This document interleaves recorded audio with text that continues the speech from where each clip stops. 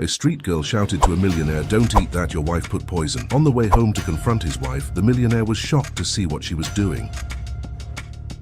The sun was beginning to set in the city as Lyra stretched out her small, dirty hand towards the hurried pedestrians passing by on the sidewalk. Her bare feet, calloused from the hot asphalt, no longer felt pain. The cardboard she used as a home was folded under her arm as she tried to catch the attention of the well-dressed passers-by who avoided her gaze. "Please, ma'am, it's been 2 days since I've eaten. Just a few coins to buy bread," she repeatedly murmured, her voice hoarse from begging so much. An elegant woman passing by, holding bags from famous brands, wrinkled her nose as Lyra approached her. The woman wore a blue silk ensemble, and her jewelry glistened in the evening light. Her high heels stopped abruptly when the girl gently touched her fur coat, trying to get her attention. "Don't you dare touch me again, you filthy thing. This coat costs more than you'll ever see in your entire life," the woman shouted, yanking her arm away. Lyra took a step back, but hunger and desperation were stronger than fear. "Ma'am, please, just a little food." "I can work, I can clean your car, anything," the girl insisted, her voice choked up. "Work? You just look at yourself, you're dirty, stinking. You probably have lice and other diseases. Guards, someone get this dirty girl out of here," the woman yelled, her shrill voice attracting the attention of other pedestrians. The elegant woman, seeing that she was creating a small audience, seemed to grow in her cruelty. She adjusted her jewel-covered fingers and looked at Lyra with disdain. "You're all the same, you only know how to beg and steal. Why don't you go find an orphanage?" "Oh, that's right. You'd have to follow rules there, wouldn't you?"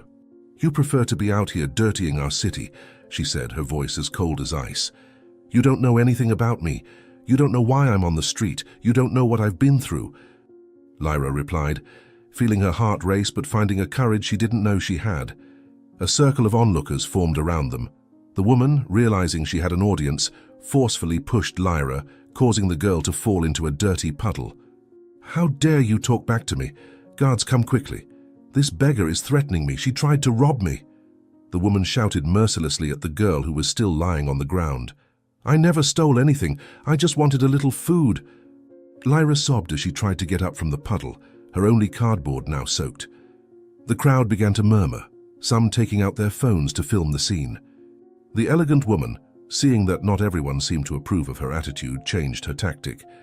"Just look, now she's going to pretend to be the victim. I know her type well. She must be part of some gang. They use children to distract us while they steal our purses," the woman said.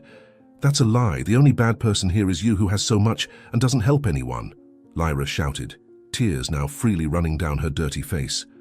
Tears began streaming down Lyra's dirty face as she quickly collected her sodden cardboard that had fallen into the puddle. Other pedestrians passed by, some laughing at the scene, others pretending nothing was happening. A security guard from the luxury store began walking towards her with an unfriendly look. "Why do they treat us like this? I didn't choose to be born poor, I didn't choose to live on the streets," she thought, as she quickly got up to flee from the guard. Running through the dark alleys, Lyra searched for a safe place to spend the night. The cold wind cut through her tattered clothes, and her stomach ached with hunger. She passed a group of other street kids who called out to her, but she didn't stop. "I can't join them. They always end up stealing the little I manage to get," she muttered to herself, clutching the few coins she'd earned during the day in her pocket. It was then that the smell of hot food reached her nostrils, making her stomach growl even louder. Lyra followed the aroma to the back of a luxurious restaurant, the Sterling. Her legs trembled with weakness as she approached the trash containers. "There's always good food here. I just need to be careful the staff don't see me," she thought, looking around to make sure she was alone. Then, Lyra adjusted the ragged cap covering her disheveled black hair, while her small, agile hands began rummaging through the trash container behind the luxurious Sterling restaurant. Her almond-shaped eyes, marked by deep circles from sleepless nights on the city streets, quickly scanned the food scraps. The aroma of spices and grilled meat wafting out of the kitchen windows made her stomach growl, reminding her of her incessant hunger. Her trembling fingers found a piece of bread still packaged, almost intact. "If only people knew how much waste happens here. While out there so many people are hungry like me," she muttered to herself, tucking the bread into the torn pocket of her coat. The clatter of plates and cutlery caught her attention at the kitchen window, where the yellow light revealed the impeccable environment and staff in their crisp white uniforms. Lyra approached cautiously, her bare feet making no sound against the wet asphalt. Through the fogged glass, she could see the frantic movement of the cooks and waiters, all busy with their tasks. It's incredible how they look like ants working, each with their own job without even noticing what's happening around them, she thought, gently pressing her nose against the cold window. An elegant woman entered the kitchen, while the cooks and waiters were distracted, her red dress contrasting with the predominantly white environment.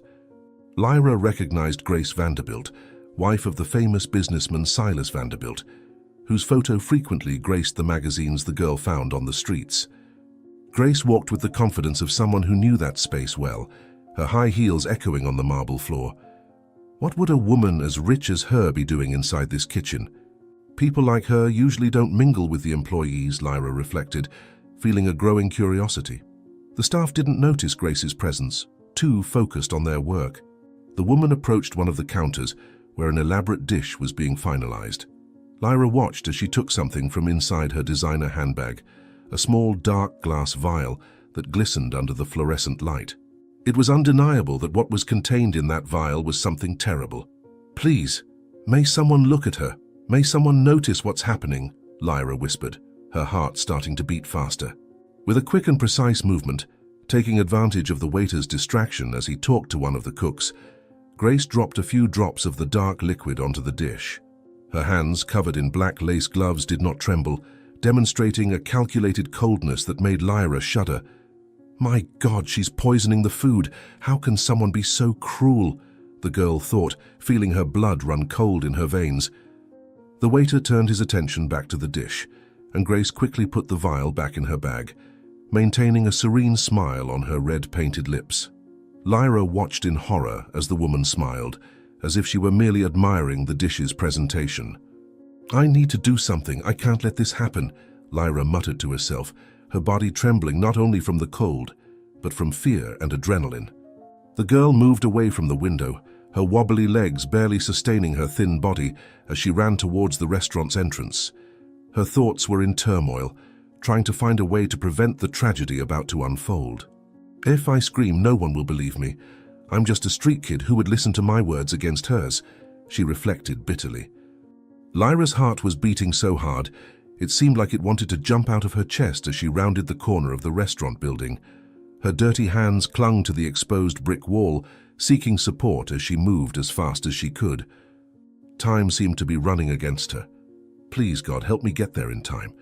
I can't let someone die without doing anything," she whispered between gasping breaths. Upon reaching the restaurant's entrance, Lyra came face to face with a tall, burly security guard whose stern gaze made her hesitate for a moment. Her tattered clothes and unkempt appearance contrasted sharply with the establishment's refined environment. "Sir, please, I need to go in. It's an emergency. Someone's going to die," she pleaded, her voice trembling with desperation. The guard firmly held her by the arm, blocking her entry. Lyra tried to break free, but her strength was insignificant compared to his. Tears began to stream down her dirty face, leaving clear trails on her cheeks. "Let me go!" "You don't understand. There's an evil woman in there. She put poison in the food," Lyra shouted, her voice echoing through the restaurant's entrance. Inside the restaurant, through the glass doors, Lyra could see the waiter emerging from the kitchen with the fatal dish in his hands. Her eyes widened in horror as she realized she was failing in her desperate mission to save a life. "No, no, no. Please, someone has to hear me. I think the woman is trying to poison Silas Vanderbilt. He's going to die if he eats that food," she shouted louder, her desperation growing by the second. The guard dragged her away from the entrance, while other staff members approached to see what was happening. Lyra kept struggling, desperately trying to make someone understand the gravity of the situation. "Why doesn't he believe me? Just because I'm poor doesn't mean I'm lying," she thought in anguish. In the midst of the commotion, Grace elegantly emerged through the front door, probably hearing the girl's screams from outside. The elegant woman cast a disdainful look at the unfolding scene. Her eyes met Lyra's for a brief moment, and the girl could see a glint of threat in that seemingly serene gaze. "You won't get away with this, you evil witch." Lyra shouted as she was taken away. The waiter had already disappeared into the main dining room with the poisoned dish, and Lyra felt her hopes fade away. Her legs finally gave out, and she fell to her knees on the cold sidewalk, freeing herself from the guard and sobbing in frustration and helplessness. What do I do now? How can I save someone when no one wants to let me in? She whispered to herself, feeling completely defeated. Through her tears, Lyra saw Grace enter her luxurious car, a satisfied smile playing on her red lips. The girl felt a chill run down her spine as she realized she was alone with this terrible secret. It won't stay like this, I promise. I'll find a way to prove the truth, even if it's the last thing I do, she vowed to herself, determination replacing despair in her voice. The sound of breaking plates inside the restaurant made Lyra quickly lift her head. Her heart raced again, wondering if the poisoned dish had reached its destination. The agony of uncertainty consumed her from within. Please, may something have happened to prevent this tragedy, she murmured, her hands clasped in silent prayer. Lyra watched the movement at the restaurant entrance desperately, her hands trembling as she tried to think of a way to get in. The security guard who had expelled her returned to his post, but seemed distracted by his cell phone. The girl noticed that he occasionally looked inside the restaurant, where soft music played and people chatted animatedly, oblivious to the drama that was about to unfold. I need to find a way to get in. I can't let that man die because of that evil woman, she whispered to herself, studying every move of the security guard. A group of elegant customers approached the entrance, catching the guard's attention as he hurried to open the door for them. Lyra saw her opportunity. While the man greeted the newcomers, she could try to sneak behind them. Her heart was beating so hard it felt like it was going to explode. It's now or never. Please, God, help me save that man, she muttered, adjusting her tattered cap and preparing to run. The guard turned to attend another customer arriving in a shiny black Mercedes, and Lyra seized the crucial moment. Her eyes, accustomed to seeking gaps in the streets to survive, quickly identified the safest path.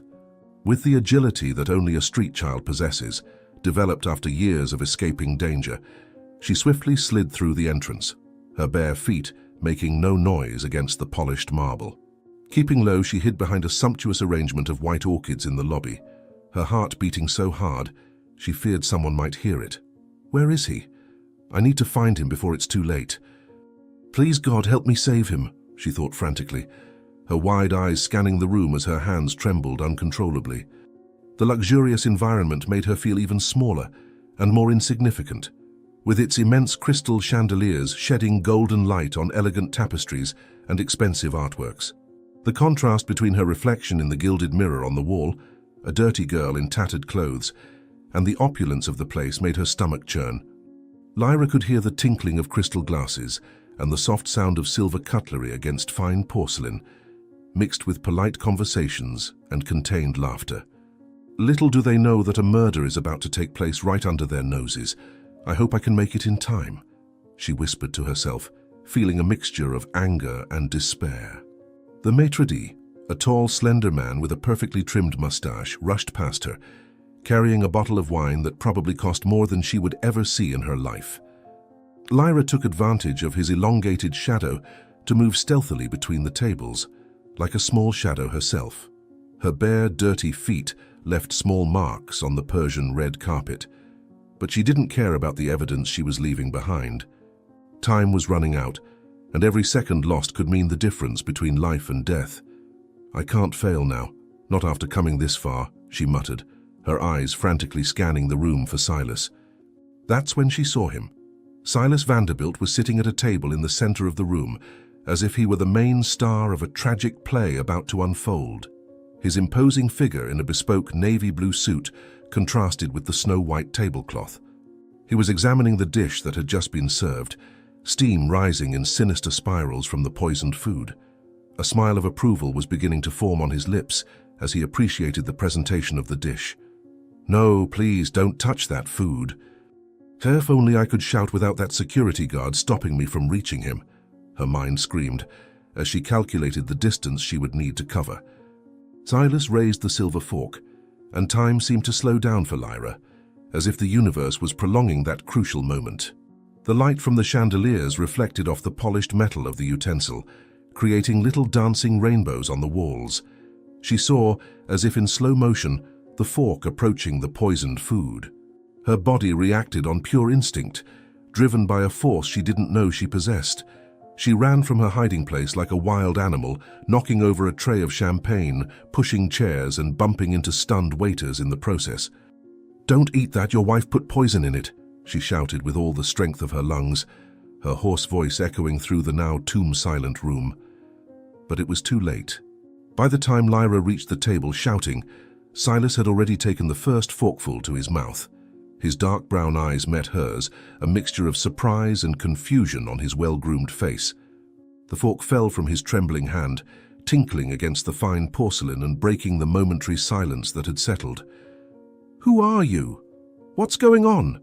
He managed to stutter, his voice already starting to fail. Silas's face, once rosy and healthy, began to pale at an alarming rate. Large beads of sweat broke out on his forehead, trickling down his temples and staining the collar of his white dress shirt. His hands, now violently trembling, knocked over the glass of red wine that was nearby, the dark liquid spilling over the white tablecloth. "My God, someone help! He's feeling unwell!" shouted an elderly lady at the next table. Silas tried to get up, leaning heavily on the table, but his legs seemed made of jelly. His eyes began to roll back in their sockets, showing only the whites, and his breathing became a distressing wheeze. Lyra, driven by a protective instinct, ran to support him, but her small body could barely bear the man's weight. "He needs help. Please, someone do something," Lyra pleaded, her tears now mingling with sweat. Chaos had completely taken over the luxurious restaurant.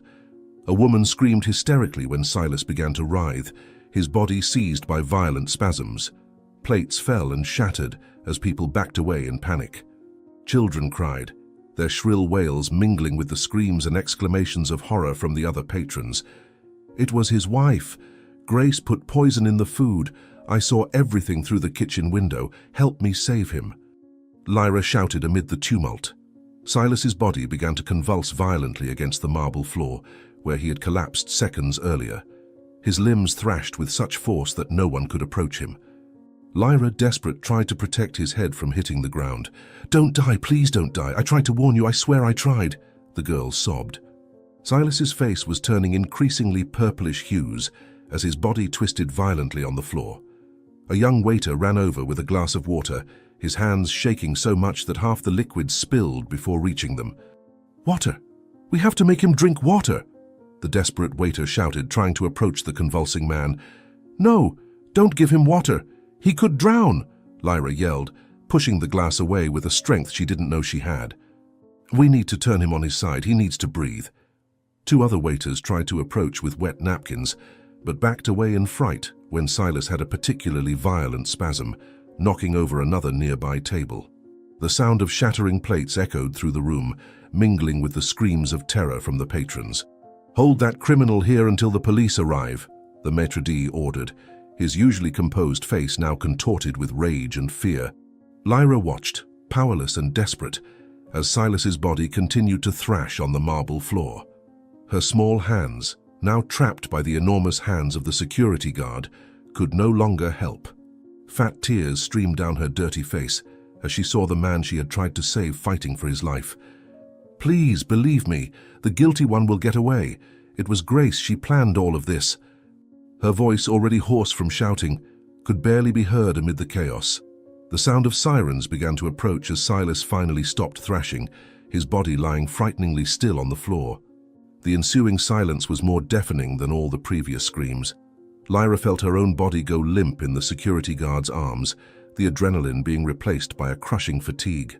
"Why does no one ever believe a street kid?" she whispered to herself as the red and blue lights began to illuminate the restaurant windows. Lyra felt an inexplicable strength take over her small body. With a sudden movement, she managed to break free from the guard holding her and ran towards Silas, who was still lying on the floor. Her years on the streets had taught her that in emergency situations, acting quickly was the difference between life and death. "Listen to me. I had an idea. I think I can help. I've seen this happen before." Lyra shouted, her voice carried an authority surprising for someone so young. With quick, precise movements learned from homeless people who often suffered seizures, she began to loosen Silas's tie and collar. Her small hands, though dirty, moved with the confidence of someone who knew exactly what they were doing. "He needs to breathe. Move away anything that could hurt him," she ordered, removing nearby objects that could injure him during the convulsions. The restaurant customers formed a circle around them, some still filming with their cell phones, others shouting accusations. The maître tried to pull Lyra away again, but she remained steadfast, protecting Silas with her own body. "If you're not going to help, at least don't get in the way. He's dying, and all you know how to do is film?" shouted the girl, her words making some lower their phones in shame. Silas began to have more violent spasms, his face turning even more purple. Lyra knew she needed to act quickly. With a strength she didn't know she possessed, she managed to turn him on his side again, preventing him from choking. The marble floor was cold against her bare knees, but she felt no discomfort, focused solely on her mission. "Hold on, Mr. Silas. I won't let your wife's evil prevail," she whispered in his ear while keeping his head protected. One of the security guards tried again to drag Lyra away, but this time several customers intervened. "Let the girl help." "She seems to know what she's doing," shouted an elderly lady, her voice trembling with emotion. The guard hesitated, his face a mask of confusion. "If he dies because you prevented me from helping, you'll all be guilty," declared Lyra, her voice laden with a maturity beyond her years. The following minutes were chaotic. While Lyra tried to help Silas, the restaurant staff argued among themselves about whether or not to call an ambulance and the police. The prejudice against the street girl was costing precious time. The convulsions began to subside, but Silas was still breathing with great difficulty. "Please, someone call an ambulance. He was poisoned. He needs medical help," Lyra implored, but the people seemed paralyzed. "Time is precious. I have no way to call an ambulance. I don't have a phone. I need to act quickly and do something right away. This gentleman needs a doctor," she thought. Realizing that no one would take action, Lyra did the only thing she could. She decided to take Silas to the hospital herself. Her thin legs trembled with the effort as she tried to lift the man. To her surprise, Silas began to partially regain consciousness. Who are you?" he mumbled, his voice almost inaudible, his eyes still unfocused. With steely determination, Lyra put Silas's arm around her shoulders. "I'm the person trying to save your life, sir. My name is Lyra. Can you stand? We need to go to the hospital," she spoke firmly, ignoring the protests of the restaurant staff. "Don't let this girl take Mr. Vanderbilt. She must be involved in all of this. Don't trust her," shouted the maître, but his voice already sounded distant. Silas, still dazed and confused, managed to stand with Lyra's help. His large body leaned heavily on the small girl, but she didn't complain. Each step was a battle, but she knew she couldn't give up. "Trust me, Mr. Silas. I know it's hard, but I'm the only person here who really wants to help you," she whispered, guiding him slowly towards the exit. The path to the door seemed endless. People tried to stop them. Some employees threatened to call the police, but Lyra kept going. Her determination was greater than any obstacle. Silas stumbled with every step, but managed to stay conscious. "Hospital. We need to go," he muttered, beginning to understand the gravity of his situation. At the restaurant exit, the security guard made one last attempt to stop them, positioning himself in front of the door. Lyra looked at him with a mixture of anger and pleading. "If you have a shred of humanity, you'll let us pass. He needs doctors, not accusations." "Let them go," said the same elderly lady from before, her voice now firm and authoritative. The cold night air hit their faces when they finally managed to get out. Lyra knew that the nearest hospital was a few blocks away. Each step was torture for Silas, who still had occasional spasms. "Just a little further, Mr. Silas. The hospital isn't far, and there they'll believe me when I tell them about your wife," Lyra spoke, both to encourage him and to keep him conscious. The streets were relatively empty at that hour, but the few pedestrians who passed looked frightened at the strange pair. A dirty street girl guiding a well-dressed man who could barely walk. Some offered help, but Lyra refused, fearing they might prevent her from telling the truth to the authorities. "I can't trust anyone now. I need to make sure he gets to the hospital alive and that everyone knows it was Grace," she thought, as she continued her journey. Silas was getting worse with every block.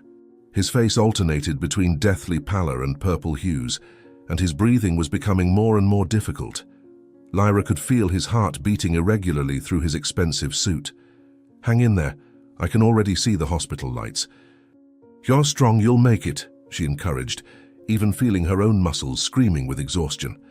With each step they took, Lyra could hear sirens in the distance, probably from the police who'd been called to the restaurant. She knew she had to reach the hospital before they found her, or they would never believe her story. "They won't believe me. My word as a street girl has no power. I'll hardly be able to prove what I saw. But this time a street child will bring justice," she promised herself, quickening her pace as much as Silas could keep up.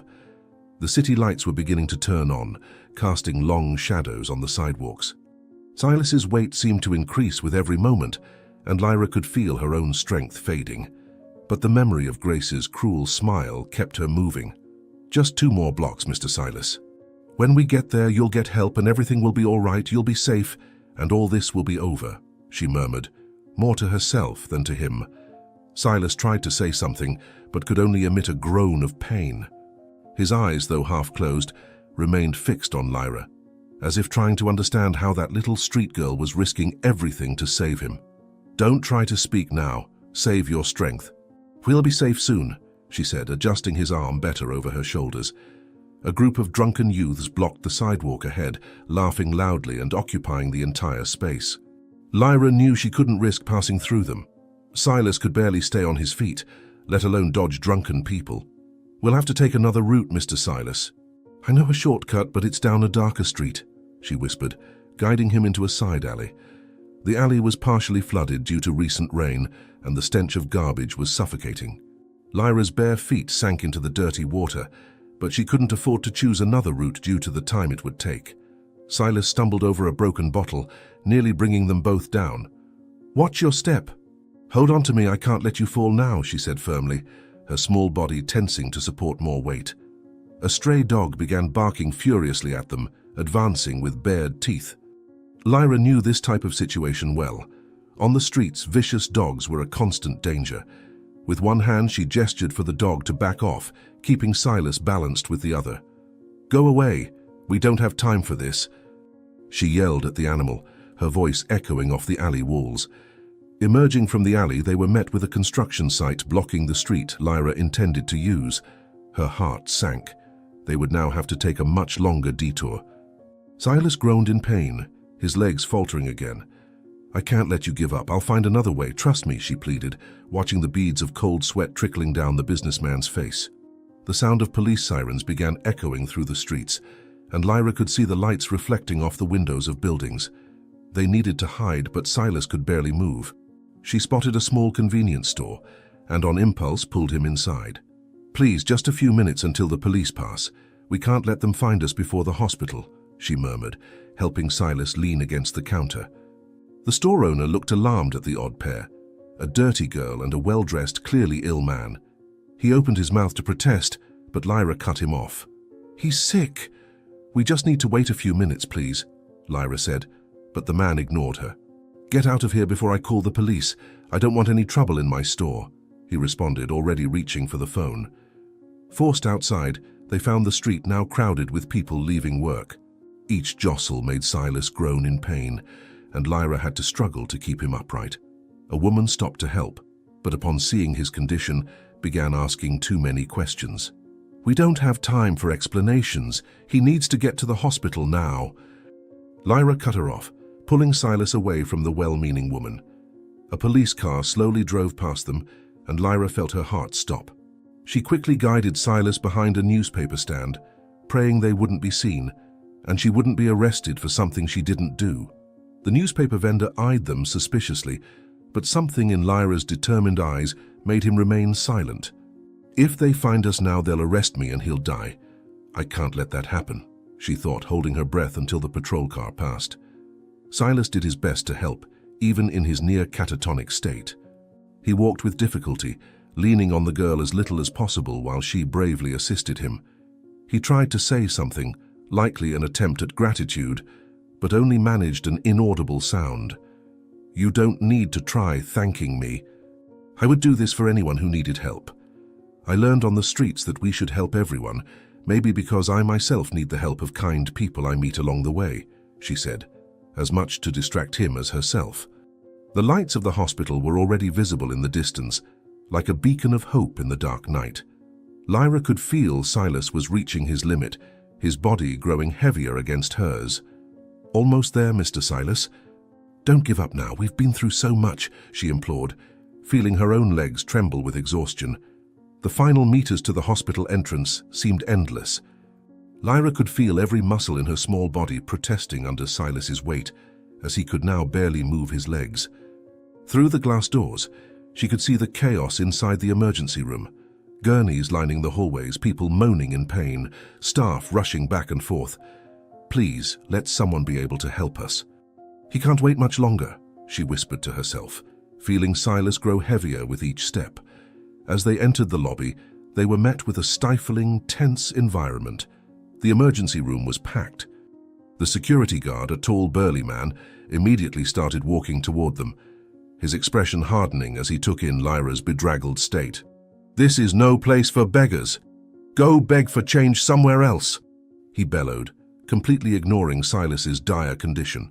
Silas chose that moment to have another violent spasm, nearly bringing them both crashing to the floor. His face had now taken on an alarming purple hue. Lyra struggled to keep him upright. "He was poisoned! Please, he needs help now, it's an emergency!" she yelled, her voice echoing through the chaotic lobby. The receptionist, a middle-aged woman with deep, dark circles, didn't even lift her eyes from her computer screen. "Take a number and wait. All the doctors are busy with a multiple emergency from a highway accident." "Can't you see he's dying? It's an emergency, he was poisoned," Lyra insisted, desperate. The second security guard approached, increasing the tension in the air. Silas began having more violent seizures, his heavy body slipping from Lyra's frail arms. The girl tried desperately to keep him upright, her legs trembling with the effort. "You're not understanding. His wife put poison in his food. At the Sterling restaurant, please look at him," Lyra pleaded, tears of frustration streaming down her dirty face. An elderly gentleman in the waiting room began feeling unwell upon seeing Silas's state, causing even more chaos. Several staff members ran to attend to him, completely ignoring Silas, probably judging him by Lyra's appearance, who felt despair growing in her chest as the security guards began to approach with threatening expressions. "If you don't leave now, we'll have to use force," warned the first security guard, cracking his knuckles in an intimidating manner. Silas tried to say something, but only a guttural sound came out of his throat. His whole body was shaking now, and Lyra could feel the feverish heat emanating through his expensive suit. The people around them moved away, forming an empty circle around them. "He's getting worse. Can't you see that? His temperature is rising too high," the girl shouted, her voice hoarse with fear and fatigue. One of the security guards grabbed Lyra's arm, trying to separate her from Silas. In the process, the businessman staggered dangerously, slamming against the wall with a dull thud. His face, already pale, took on an even more alarming pallor. "Let me go! You're going to kill him if you keep doing this!" Lyra yelled, struggling against the security guard's tight grip. A young nurse rushed past carrying IV bags. Lyra tried to get her attention, but she just shook her head, muttering something about the highway accident having taken the entire team. Silas slipped further down, now practically sitting on the hospital's cold floor. "Why doesn't anyone believe me and help? Is it because of how I look? Don't let the worst happen to him because of me, please," Lyra screamed, her voice failing from shouting so much. Sweat poured down Silas's forehead in large drops, and his eyes began to roll back. Lyra could feel the spasms becoming more violent, more frequent. "He's bleeding! Oh my God, he's bleeding!"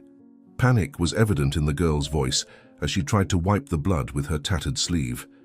It was at this moment that an older nurse emerged from one of the corridors, carrying a stack of medical records. Her experienced eyes took in the scene, lingering first on Silas and then on Lyra. The change in her expression was instantaneous. "Blessed Virgin, this is Silas Vanderbilt, the businessman," she exclaimed, dropping the medical records on the floor with a thud. The older nurse's eyes widened in recognition of Silas, dropping the medical records to the floor. "My God, it's Silas Vanderbilt.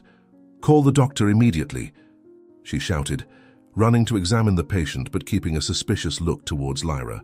"Don't let that girl leave. She must have something to do with his condition," she ordered the security guards, who tightened their grip on the child's arms even more. Silas began having an even more violent seizure, his entire body shaking against the hospital's cold floor. The nurse shouted orders as other staff rushed in with equipment. Lyra tried to explain, but her voice was drowned out by the commotion. "He was poisoned.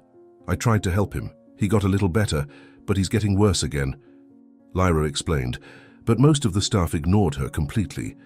A heart monitor was rushed in and the sound of Silas's irregular heartbeats filled the air. Lyra watched helplessly as the nurses worked, connecting electrodes and checking vital signs. No one even looked in her direction. "The heartbeats are getting weaker. Where's the doctor?" one of the nurses shouted, her hands moving quickly over Silas's body. The businessman began exhibiting even more alarming symptoms. His skin took on a bluish hue, and his breathing became shallower by the minute. The security guards kept holding Lyra, who struggled desperately. "He's going to die if you don't act fast. The poison was dark, I saw when they put it in." Her words were lost in the chaos of the emergency room. The doctor finally arrived, running down the hallway. Upon seeing Silas, he immediately began shouting orders. "Emergency room 3 now. This case looks like poisoning, so call the police. We need to know what happened to him," the doctor said, assessing the patient. "The police have already been called, doctor. This girl was with him. She probably has something to do with it," one of the security guards replied. Lyra felt her heart sink when she heard sirens approaching. She knew no one would believe her story. That her word was worthless, she was a beggar. They would never believe Grace Vanderbilt could be capable of such wickedness against her husband, especially with the power she had.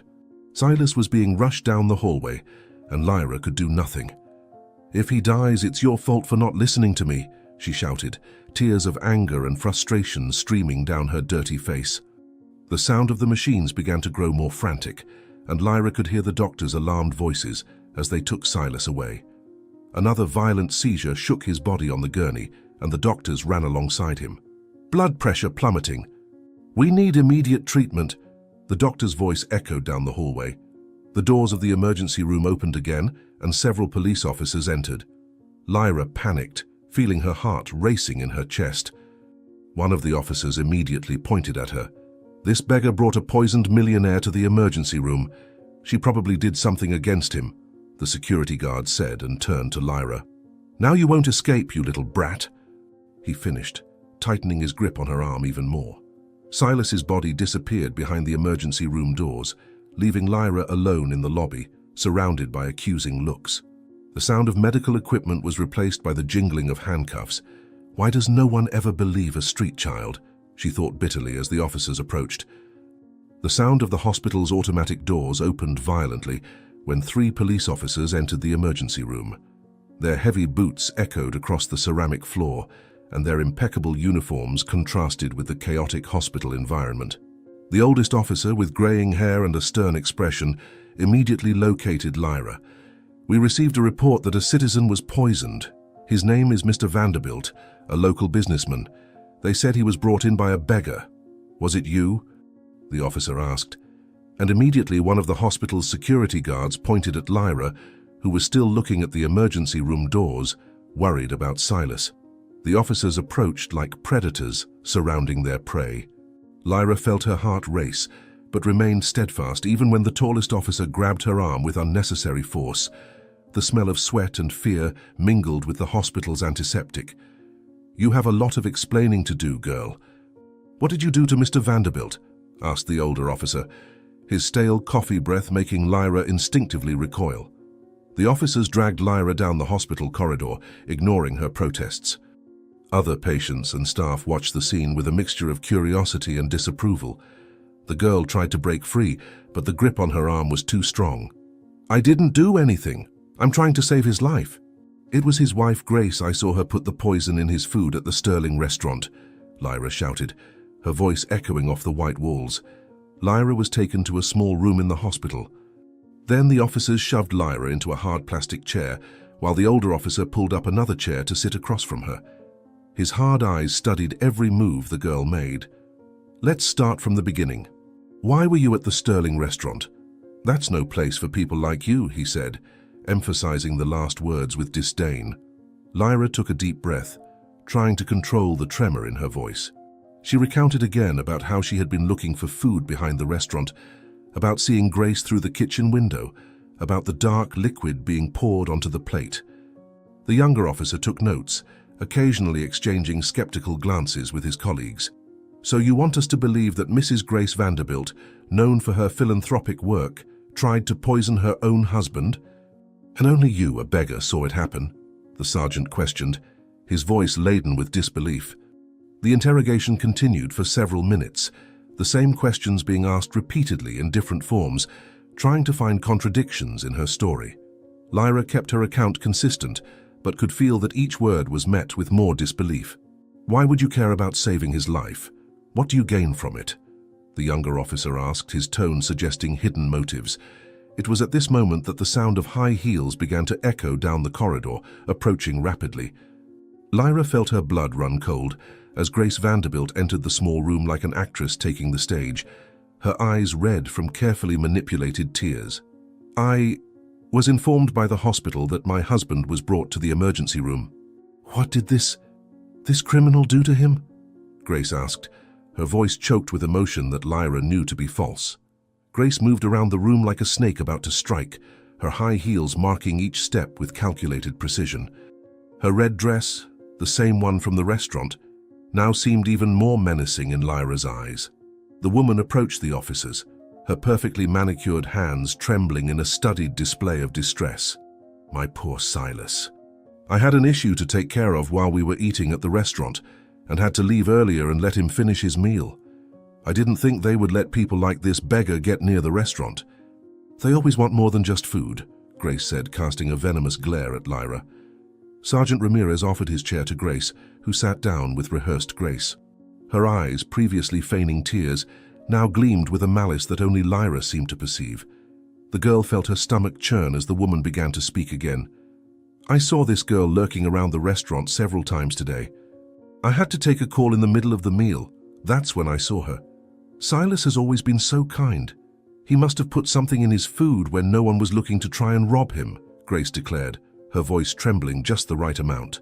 Lyra tried to stand up, indignant at the lies, but the younger officer shoved her back into the chair with force. The girl could taste the bitter taste of injustice in her mouth as Grace continued her personal performance. "She's lying. I saw her putting the poison. It was a dark liquid. She took it out of her purse," Lyra shouted, her voice hoarse with desperation. Grace brought her hands to her face in an Oscar-worthy performance. "See how she lies. She's probably part of some gang. They must have planned to kidnap my Silas," she sobbed, making the officers exchange meaningful glances. "Don't believe her, please. Ask the waiters at the restaurant. They must have seen when she entered the kitchen," Lyra pleaded, feeling hot tears stream down her dirty face. The sergeant gestured to the younger officer, who immediately took position behind Lyra's chair. The metallic sound of the handcuffs being prepared made the girl's heart race. "We have a respectable witness against the word of a street urchin," declared the sergeant, his voice laden with prejudice. The sergeant leaned forward, his face inches from Lyra's. The smell of stale coffee on his breath made the girl want to recoil, but she stood firm, holding the officer's gaze. "How does a street urchin know Mrs. Vanderbilt's name?" "How did you know that was Silas Vanderbilt?" he questioned, his voice heavy with suspicion. Lyra tried to explain about the magazines she found on the streets, that she used some to cover herself, about how everyone knew the Vanderbilts, but the younger officer interrupted her. "How convenient, isn't it? Knowing precisely one of the richest men in the city," he said, exchanging meaningful glances with the sergeant. The third officer, who had been silent until then, approached with a tablet. "Look what I found. 3 cases of thefts at luxury restaurants in the last month. In all of them, a street girl was seen lurking around before," he declared, showing the news on the screen. "It wasn't me. I've never stolen anything in my life." "I just look for food they throw away," Lyra protested, feeling tears begin to form. Grace brought her hands to her chest in a theatrical gesture. "Just last week, I lost an extremely expensive bracelet at another restaurant. Who knows?" she insinuated, making the officers exchange glances again. "Can't you see she's lying?" Why would I save her husband if I wanted to rob them? Lyra argued desperately. The sergeant took out his notepad. Maybe that's the question. You weren't trying to save him. You barged into the restaurant screaming about poison, caused panic. Seems like a perfect distraction for something bigger, he theorized, his voice laden with certainty. Exactly, Grace exclaimed, a single, perfectly timed tear running down her face. She must be part of some gang. Using children is so common in these cases. Lyra looked from one face to another, searching for any sign of doubt, any crack of empathy. But she found only hard, accusing expressions. Grace had succeeded. Her word as a wealthy, respectable adult had completely destroyed any chance of Lyra being heard. I hope you make this criminal pay for what she did, she said, walking towards the door with the elegance of someone who had just won a battle. The truth will come out. He'll get better and tell you it was you. Don't you see that while you waste time accusing me, she might try to hurt him again? Lyra tried one last time, her voice almost a whisper. Grace stood up, smoothing her dress with a discreet smile on her red lips. I need to see my husband now, Lyra shouted, struggling when she felt the officer's hands on her wrists. The cold metal of the handcuffs bit into Lyra's delicate skin, the click of the lock sounding like a final sentence. The younger officer yanked her up from the chair while she was still trying to make herself heard. Please, someone has to believe me. She's going to try to hurt him again. Her voice broke into sobs. The sound of the handcuffs seemed to echo through the hospital corridors as Lyra was led away from the small room, handcuffed. Grace remained near the door, her cruel smile hidden behind a silk handkerchief she used to dab at non-existent tears. Other patients and hospital staff stopped to watch the scene. I hope you learn to keep these people away from decent establishments, Grace said loudly enough for everyone to hear, prompting murmurs of approval from those present. The officer shoved Lyra down the hallway, her small legs barely able to keep up with his long strides. Through her tears, she could still see the emergency room doors where Silas was fighting for his life. The sound of the medical machines reached her muffled. You won't be able to hurt him again. When he wakes up, he'll tell the truth, Lyra shouted to Grace, who was already making her way to the emergency wing with her elegant gait. A commotion at the emergency room doors caught everyone's attention. The medical team was rushing back and forth, and the machines started beeping more intensely. Lyra felt her heart sink as she heard the doctor's shouts for more medication. No, I need to stay. He might be getting worse, please. The girl begged, trying to break free, but the handcuffs only hurt her wrists more. Grace seized the moment for her final performance. She ran towards the emergency room, her high heels echoing dramatically down the hallway. Save my husband. Don't let this criminal take another innocent life, she cried out, eliciting gasps of compassion from those present. The only criminal here is you. Murderer. Liar, Lyra shouted, now being dragged away by two officers.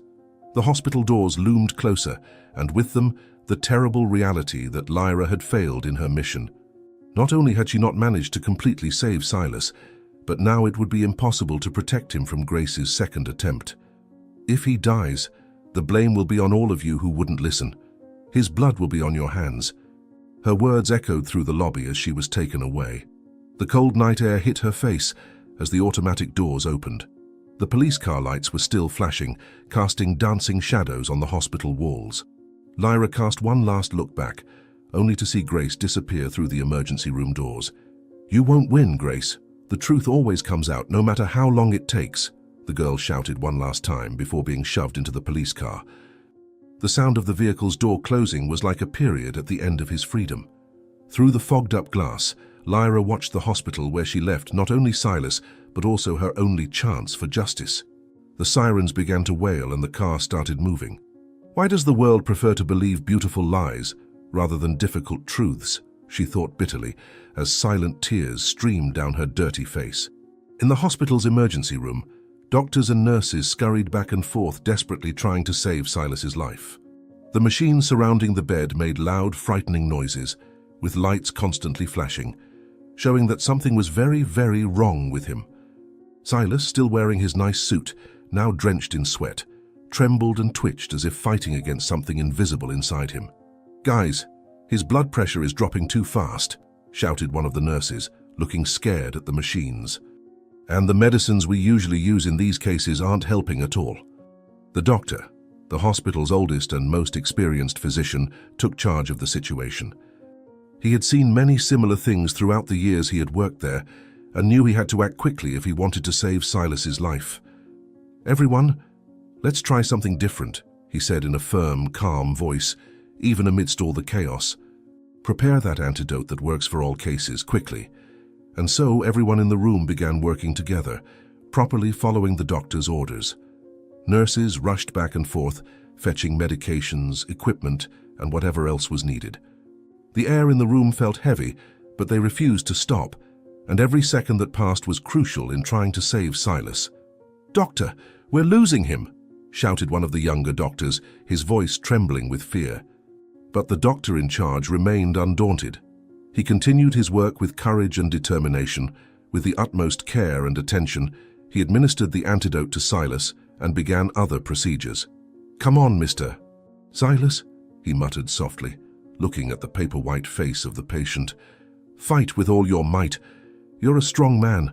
I know you can do it." And so the minutes ticked by, slowly, as if they were hours. The hospital staff never gave up, trying everything to make Silas improve, and gradually the medications began to take the desired effect. Silas's blood pressure returned to normal, and his breathing became calmer. The machines stopped signaling, showing that he was responding well to the treatment. "Look, he's getting better," said the nurse, with a huge smile on her face. "His heartbeats are steadier now." The doctor in charge let out a relieved sigh, as if a tremendous weight had been lifted from his shoulders. "Everyone, you were incredible," he told the team. "Silas is not completely out of danger yet, but we're on the right track. Let's continue monitoring the situation and administering the medications to combat the problem." And so the hours passed. Silas continued to show signs that he was getting better and better. His color returned to normal, and he stopped trembling so much. The hospital staff took turns staying by his side, measuring his blood pressure, listening to his heart, and checking if he was responding well. After several hours of hard work, the doctor decided it was time to move Silas to a room where he could rest and recover better. With great care, they transferred him to a spacious room with a large window through which the sunlight streamed in. "There you go, Mr. Silas," said the nurse, fluffing the pillows to make him comfortable. "Now you can rest a little, but don't worry, we'll always be nearby, taking care of you." Silas was still unconscious, but appeared much calmer and more peaceful than before. His breathing was soft, and the machines around him made a steady sound, showing that everything was under control. Doctors and nurses took turns observing the patient, always measuring his vital signs and ensuring he was responding well to the treatment. They spoke in hushed tones among themselves, relieved to have managed to save his life. But then something strange happened. In the middle of the night, when the hospital was quieter, a mysterious figure crept stealthily into Silas's room. It was his wife, dressed in a black overcoat and with a cold, calculating look, waiting for the right moment to act. Grace approached the bed, observing Silas with a malicious smile on her lips. "Well, well, dear, you're more resilient than I imagined," she whispered, running her fingers across her husband's pale face. "But don't worry, I'm patient. I can wait as long as it takes." The woman then took a small vial from her pocket, containing a dark, viscous liquid inside. She carefully opened it, catching a whiff of the strong, acrid smell emanating from it.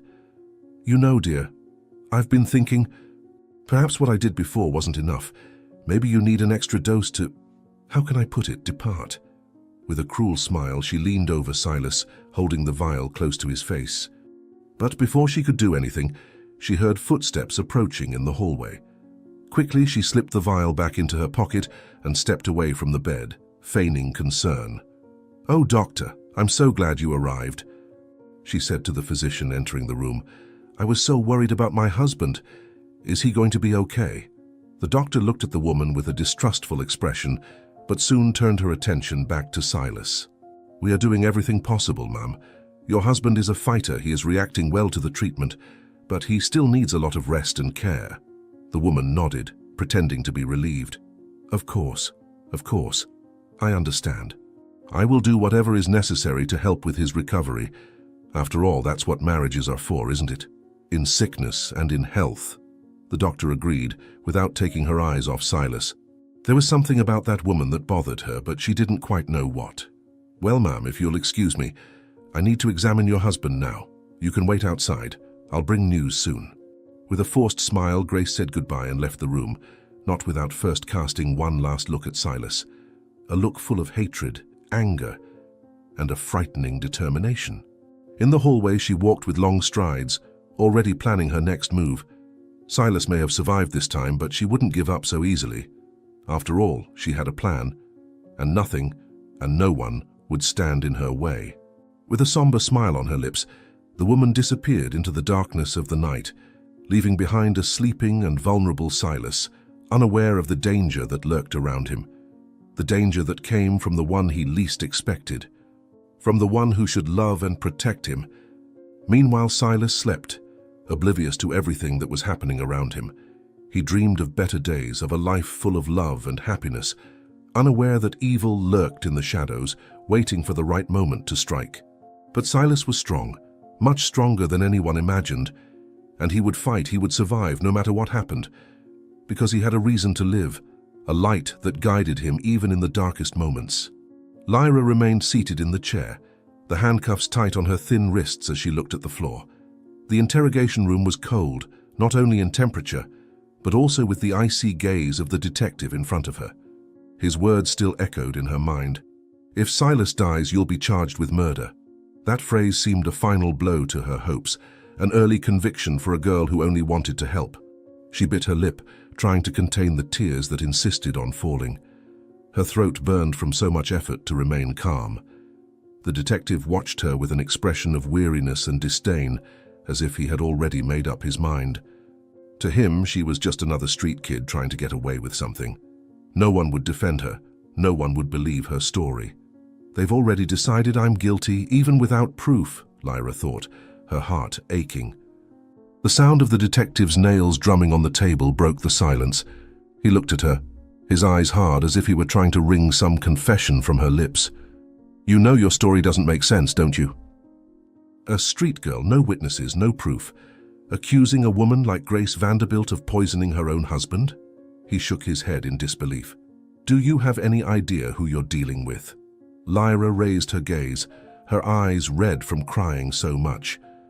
She knew exactly who she was dealing with. She knew Grace was powerful, influential, and had the whole world on her side. But that doesn't change the truth. "I saw what I saw. I'm not lying," Lyra said, her voice softer than before, but firm. The detective snorted, getting up from his chair and walking around the room. "You think anyone will believe you, girl? They'll crush you. Grace has lawyers, power, influence, and you, what do you have? Nothing. Just your word against hers." The detective's words were as sharp as knives, cutting off any last shred of hope Lyra had left. "I have nothing, but I have the truth," she replied, her voice faltering. "No matter how hard she tries to hide it, the truth always comes out. And I won't stop saying what I saw." The detective stopped walking, turning to her with an exasperated expression. "Let's pretend I believe your story. You really believe that, don't you? That the truth always prevails? That a street girl can beat someone like Grace Vanderbilt?" He laughed, a dry, humorless sound. "This world is not a fairy tale, girl. In the real world, whoever has the power wins. And in your case, you've already lost." Lyra felt a pang in her chest. She knew he was partly right. The world wasn't fair, and she was in a position where any mistake would be devastating. But at the same time, she knew she couldn't give up. "Silas is alive. For now," she repeated in her mind. That was all that mattered now. He was alive, and maybe he could tell what happened. Maybe he could confirm her story. "If he wakes up," Lyra began, her voice softer. "If he wakes up and tells what happened, you'll see I'm telling the truth. He knows, he'll remember. I didn't go near his plate at any time."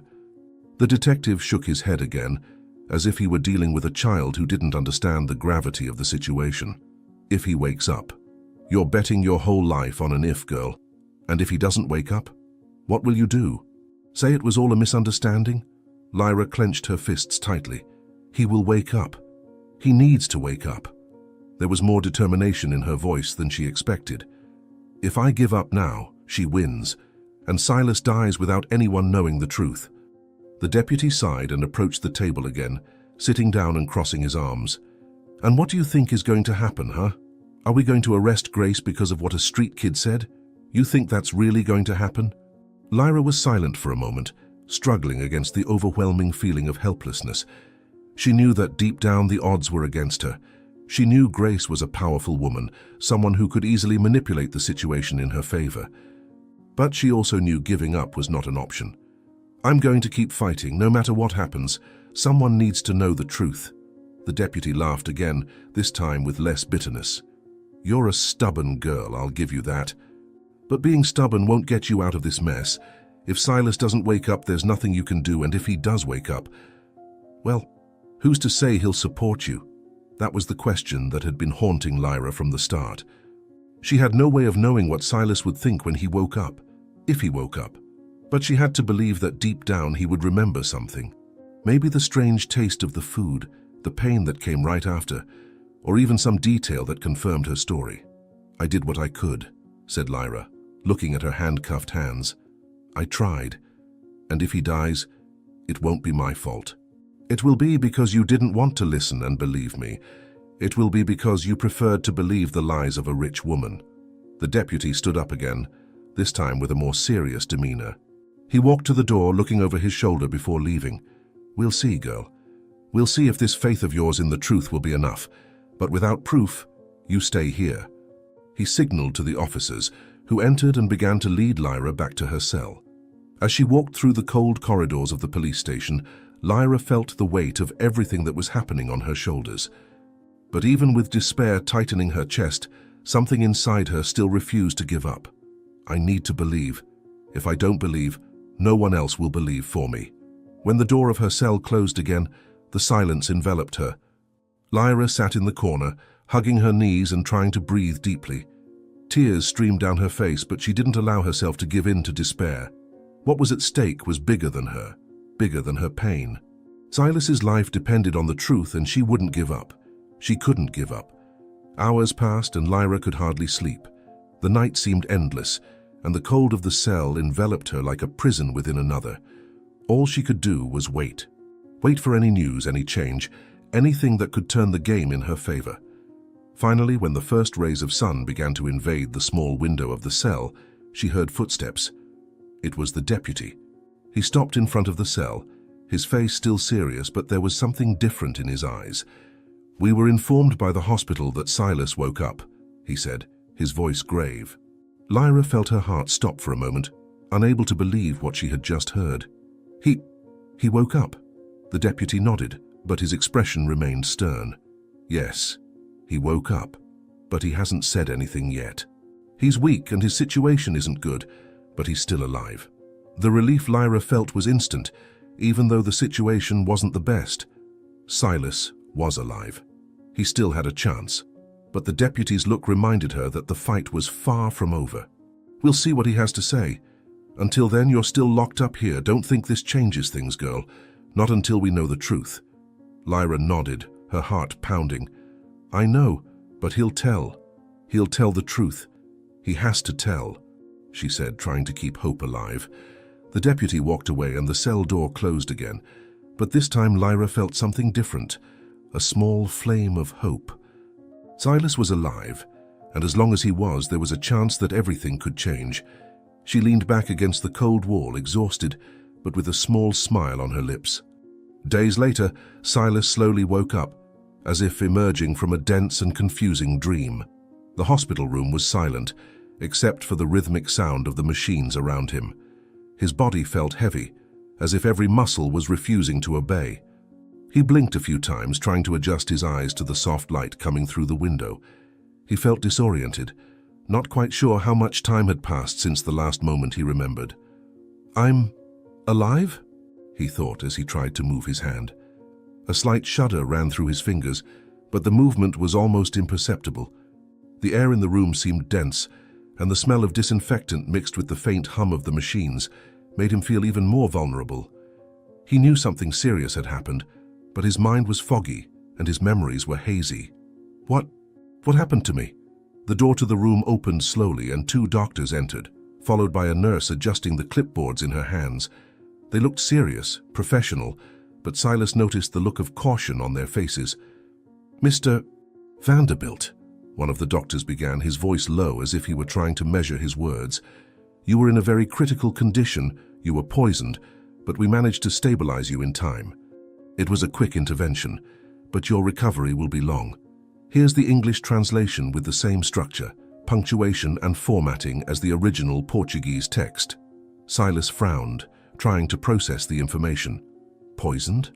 How could this have happened? His mind tried to recap the events, but everything was foggy. "Poisoned?" he whispered, his voice hoarse and weak. "How? Who did this?" He tried to lift his head, but a wave of dizziness hit him, forcing him to lie back down. "Don't overexert yourself," warned the doctor as he adjusted the devices beside the bed. "Your body is still recovering, and it will take time. What they gave you caused severe damage, but fortunately your response to the treatment was positive. You were close to not surviving, but now you're out of danger." Silas closed his eyes for a moment, trying to remember anything that could explain what had happened. "I was at the restaurant, eating, and then suddenly I felt a terrible pain. And everything became chaos. I don't remember much of what happened after that." He opened his eyes, staring at the ceiling. "I remember a girl. She tried to help me. I think she made me walk with her to the hospital. Where is she?" The girl. She was there. The doctors exchanged brief glances but did not answer immediately. The nurse adjusted the clipboard, avoiding Silas's gaze. Finally, the older doctor spoke. "We have no information about the girl. I wasn't on duty the day you arrived, but the person listed here as a visitor was only your wife." Silas tried to force his mind to work, but everything was confused. The pain, the chaos, and that girl. He was sure there was a girl there who had tried to help him. "She was there, I know she was. She shouted something, I'm sure she tried to save me. You need to find her," he insisted, but his voice sounded desperate. "Mr. Vanderbilt," said the doctor, with the patience of someone already used to dealing with patients in shock, "your priority now is to rest and regain your strength. Your mind is still processing what happened, and there may be confusion." Silas bit his lip, feeling a growing discomfort in his chest. "But she was there. I remember," he repeated, although his voice was losing strength. "She shouted. She said something. She knew something was wrong." The doctors, realizing that Silas was not ready to accept that, decided to end the conversation. "We will continue monitoring your recovery," said the doctor, signaling for the nurse to adjust the medications. "So you're still weak. You suffered both physically and psychologically, and there may be lapses in your memory. Resting is the best thing you can do right now." When the doctors left, Silas was alone again, staring at the ceiling. His mind was spinning with unanswered questions. He knew there was more to that story. Something terrible had happened, and he felt that someone was trying to hide the truth. "I'm not confused. I remember. The girl. Who was she?" Silas's recovery was slow and painful. Every movement seemed to require tremendous effort, and dizziness struck him whenever he tried to get up. Still, he was determined to leave that hospital as soon as possible. He felt vulnerable there, as if something was about to happen. The feeling that the truth was within his grasp but still hidden bothered him deeply. The days in the hospital passed at a slow and agonizing pace. Visits from doctors and nurses were frequent, but did not bring much news. Every day, Silas felt more frustrated by the lack of answers. "I'm sure there's something in this story that the doctors aren't telling me. I can see they're trying to keep me in the dark about what really happened," he thought, as he tried to piece together what had occurred. He began to ask more direct questions, especially about what they had discovered about whatever had been put in his food. "What do you know about what was put in my food?" he asked one of the doctors making his morning rounds. "Has anyone been arrested yet?" The doctor, hesitant, answered cautiously. "We don't know, Mr. Vanderbilt. I believe there must be a police investigation, but we have no information from the police. All we know is that what was put in your food is something extremely rare." Silas felt a wave of frustration coursing through his body. "That's not enough. I can't stay here while the person responsible for this is walking free. I need to know who tried to do this to me. I won't rest until I find out the truth." The doctor kept his gaze firm, but there was a certain understanding in his expression. "I understand your frustration, Mr. Vanderbilt. But at this moment, your health is the priority. Trying to leave here now would be a very high risk. Your body is still weak. Give it time, and the answers will come. Silas knew the doctor was right, but the idea of waiting gnawed at him from the inside. He was not the type of man who stood still, powerless. I can't just stay here, waiting for everything to resolve itself, he thought. I need to take action. I need to get out of here and find out what really happened. The nights were even harder. In the hospital's silence, Silas was alone with his thoughts and his mind filled with doubts and fears. Who would have tried to take his life? Someone he knew, and that girl. Who was she? He was sure she had tried to warn him, but why? How would she know? Why was she, of all the people in that restaurant, the only one who tried to help and intervene? One night, after another failed attempt to sleep, Silas sat up in bed and tried to move his legs. The dizziness was no longer as strong, and he felt a slight improvement in his strength. I need to test my body. I need to be prepared to leave here as soon as possible, he thought, determined. With effort, he placed his feet on the cold floor and tried to get up. His body shook, and the dizziness returned with force, but he resisted. If I can stand up, if I can walk a little, I'll get better faster. I can't rely on these doctors forever. With great effort, Silas managed to take a few steps. His body protested. His legs seemed made of lead, but he forced himself to continue. Each step was a victory. Each movement brought him closer to his full recovery. I'm going to get out of here, he thought with determination. And when I get out, I'm going to find out the truth. The next morning, when the doctors came to do their routine exams, they realized that Silas was more willing, stronger. You seem to be recovering faster than we expected, commented one of the doctors, surprised. But we still need to be cautious. We can't release you before the right time. Silas nodded, but inwardly he already knew what he wanted. I need to get out of here. Every minute I spend in this hospital, I feel like I'm losing the chance to find out what happened. The day of discharge came sooner than expected. Although still physically weak, Silas convinced the doctors that he was ready to leave. His determination was unwavering, and they had no choice but to release him, with clear instructions for rest and frequent follow-up visits. But Silas already had other plans. As he signed the release papers, his mind was racing. Now it's my turn. I'm going to find out who did this to me, and I'm going to start with the girl. He looked at the nurse who was helping him get up. Do you have any information about the girl I mentioned? She was at the restaurant, I remember. The nurse shook her head. I'm sorry, Mr. Vanderbilt, but we didn't receive any information about that girl. She didn't return to the hospital. We don't have anything about her in our records. Silas frowned, irritated. She was there. I know she was. Someone is hiding something. With the help of the staff, Silas left the hospital, still feeling the weight of everything that had happened in his body. But his spirit was stronger than ever. Now that I'm out of here, nothing will stop me from finding out the truth. The cold morning wind hit his face as he left through the hospital door. His steps were still cautious, but his mind was focused. Whoever did this is going to pay. And I'm going to find the girl who tried to save me. She's the key to everything. The journey back to the Vanderbilt mansion was silent, but Silas's mind was in a whirlwind. Every thought revolved around the revelation he had overheard at the hospital. They had tried to take his life. There was no longer any doubt in his mind that someone wanted him ill, and the image of Grace, his wife, surfaced in a disturbing way. When they arrived at the restaurant that day, she had asked to take a mysterious call and practically ran out of the restaurant without further explanation. If she was behind this, if she wanted me dead, then everything we built together was a lie, he thought with a mixture of anger and despair. When the car finally stopped in front of the mansion, Silas took a deep breath. The morning air was still cold, cutting his skin, but he felt a growing flame of determination burning within him. Grace had no idea he was about to arrive. She thought he was still in the hospital, too weak to do anything. Silas asked them not to notify anyone during his discharge, suspicious of his wife's previous behavior. She has no idea that girl told me the truth, he thought, gripping the steering wheel for a brief moment. I'm going to end this today.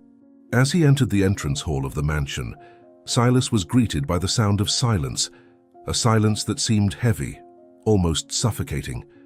Everything seemed normal at first glance.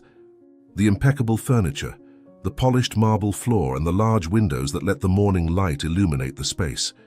But there was something strange in the air, an invisible tension that he couldn't ignore. He knew Grace was somewhere in the house, and that made his blood boil. I need to find her before she does anything else, he thought, his heart racing. With cautious steps, Silas crossed the entrance hall, trying to control his breathing and the weight in his chest. He knew he couldn't just confront her without proof. He needed something concrete, something that would confirm what he already suspected. That's when he heard it. A muffled voice came from the office. It was Grace, speaking on the phone. Silas stopped immediately, feeling his body tense up.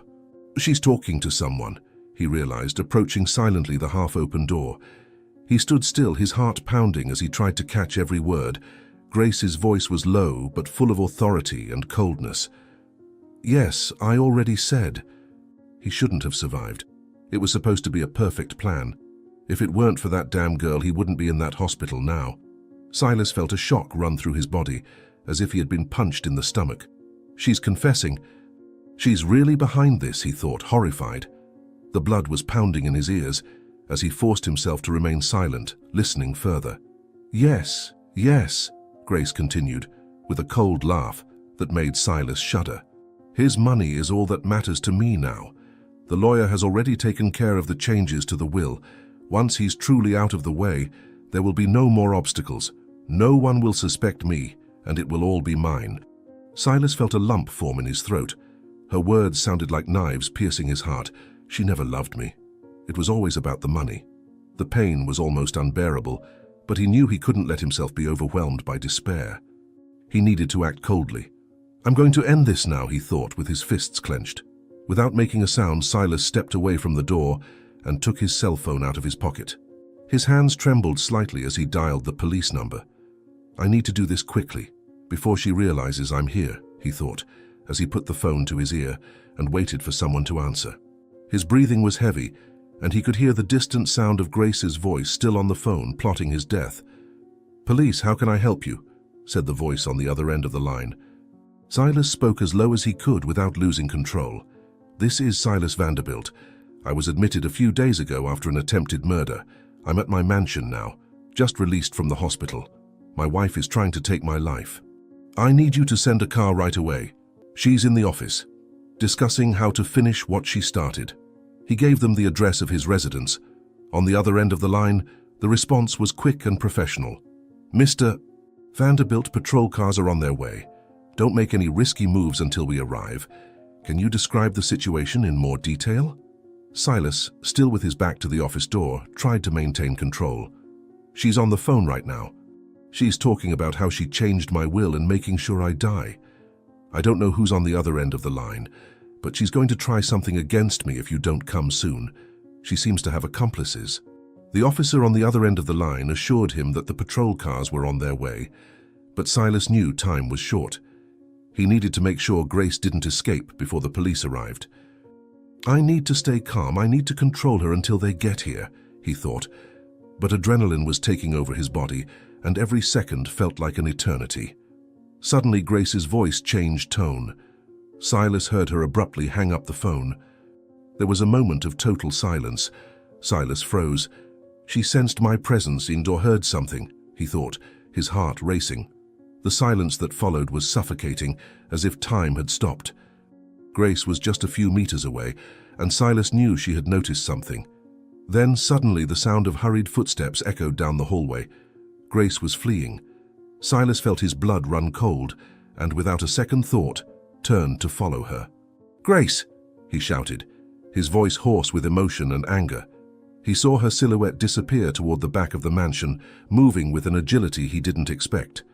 She ran down the hallways, her heels echoing on the marble floor as her eyes moved frantically, searching for an exit. Silas went after her, feeling the pain in his frail body, but ignoring it completely. She's not getting away. Not this time, he thought with each painful step. Grace entered the backyard of the house, and for a brief second Silas lost sight of her. He ran towards the glass door, opening it forcefully and seeing her hiding behind one of the large bushes surrounding the pool area. "You're not getting away, Grace. I already know everything," she panted, her eyes wide with panic as she tried to find an escape route. The once controlled and calculating face was now disfigured by fear. "You shouldn't be here. How did you get out of the hospital so fast?" she shouted, trying to disguise the desperation that overflowed in her voice. Silas approached slowly, feeling the pain in his chest increase with each step. "I heard everything, Grace. You planned to take my life. And you were about to run away with all my money. Why? I never did you any harm. I always gave you everything you wanted. But you always wanted more, didn't you? All you wanted was the money." His voice, even broken by the effort, was full of furious indignation. Grace took a step back, stumbling slightly on a rock. Her gaze moved quickly in all directions, as if searching for an invisible exit. "No, it's not what you think, Silas. I did this for us, for our safety." She tried to justify, but the hesitation in her voice betrayed her. She knew she was cornered. Silas shook his head in disbelief. "For us? You were plotting my death, Grace. I heard everything, and now the police are on their way. You have nowhere to run." He took another step forward, but stopped when he saw she was close to a small fence separating the garden from the outside of the mansion. Grace's desperation increased. She looked at the fence and then at Silas, her mind clearly calculating the chances of escape. "I'm not going to let you arrest me. I deserve this fortune. I've worked hard for it. You never gave me the recognition I deserved," she shouted, her voice trembling. Before Silas could respond, Grace made a sudden move and ran towards the fence, trying to climb it. Silas ran after her, but the fatigue and pain in his body slowed him down. He saw her climb awkwardly but determined to escape. "Stop, Grace. There's no point in running away. The police will find you." Grace managed to get over the top of the fence and fell on the other side, rolling on the ground. Her clothes were dirty, and her hair, once immaculate, was now disheveled. But she kept running, desperate to find an escape route. Silas, panting, reached the fence and looked over to the other side, watching her disappear between the tall bushes surrounding the property. "I won't let her escape. Not after everything," thought Silas, even though his body was exhausted. He knew the police were on their way, but feared that Grace might manage to hide before they arrived. With effort, he began to climb the fence, feeling the pain intensify with every movement. His muscles protested, but he refused to give up. Upon reaching the other side, Silas fell to the ground with a dull thud. He tried to get up quickly, but his body didn't cooperate. Grace was already far away, and he knew it would be difficult to catch up to her. "I need to keep going. I can't stop now," he thought, trying to stay focused. The sounds of police sirens began to echo in the distance, and Silas knew it wouldn't be long before the patrol cars arrived. But he also knew Grace wouldn't make things easy. She was smart and knew the surroundings well. She must have an escape plan. She's always one step ahead in everything. With difficulty, Silas got up and began to follow Grace's tracks through the mansion's gardens. Each step was a monumental effort, and the cold air seemed to cut his skin. But he couldn't give up now. This has to end today. When he saw her again, running towards a side gate that led to the road, Silas shouted with all his might, "Grace!" "It's over. There's no point in running." She stopped for a second, turning to face him. The look on her face was a mixture of desperation and anger, as if she knew the end was near, but still refused to accept it. Silas continued watching Grace, his eyes fixed on her as he tried to catch his breath. She was a few meters away, her breathing as labored as his. For a brief moment, he believed she had finally accepted that escape was impossible. The police sirens were already echoing in the distance, getting closer and closer, a signal of the inevitable end. He knew there was nowhere for her to run, that Grace was cornered. "It's over, Grace. You can't run anymore," he shouted, his voice hoarse from exhaustion and anger. Grace, her face contorted with rage and desperation, looked at Silas with fiery eyes. She hesitated for a second, her trembling hands resting on the gate as if trying to decide her next move. "You've always been naive, Silas," she shouted back, with a bitter smile. "You think the police will catch me? You think it will all end like this? I always have a plan, and you, as always, are one step behind." Silas approached, even feeling his body protest with every step. "You can't run from everything, Grace. Not this time. The truth is on my side, and now I know who you really are. There's nowhere else to run." He stared at her, trying to understand what she was planning, but Grace seemed to already have an answer ready, even in the midst of panic. Grace laughed, a harsh and almost insane sound, as if the situation was a big joke to her. The truth? Who cares about the truth? Money buys everything, Silas, including second chances. She turned, looking at the gate as if it were the key to her freedom. I always find a way, she muttered to herself, before raising her gaze towards the deserted road on the other side. With a quick and surprising motion, Grace found a gap to escape. Silas advanced, trying to reach her, but his weak legs failed. He fell to his knees, panting. "No, you're not going to escape," he shouted, his voice filled with frustration. However, Grace was already a good distance away from him. "You're pathetic, Silas. You've always been weak, that's why you'll never be able to stop me," she shouted, and with one last laugh, she ran even further. Silas forced himself to catch up to her, but when he looked through the iron bars, all he saw was Grace's silhouette disappearing into the darkness, running towards the road. He gripped the gate bars, anger burning in his chest. It can't be.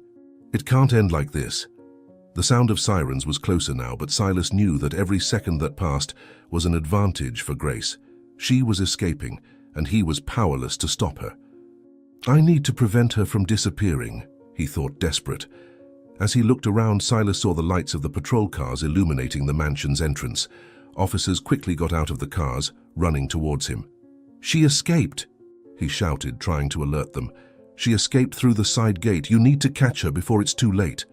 His voice carried the weight of his frustration and fear. Grace was on the loose, and he knew that if she disappeared now, it would be almost impossible to find her. The officers ran towards the gate, but Grace had already vanished into the night. "We'll find her, Mr. Vanderbilt," said one of the officers, with a determination that Silas wanted to believe. "She can't have gone far. We'll surround the area." But deep down, Silas knew Grace was smart. She wouldn't escape just like that. She already had a plan in mind, and with every second that passed, she was getting further away.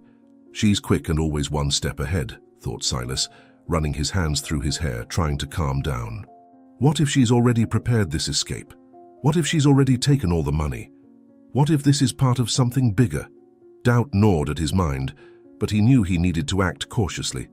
He couldn't let anger and despair take over. The officers dispersed around the property, illuminating every corner with their flashlights. But Silas felt the chance of capturing her diminishing with each passing second.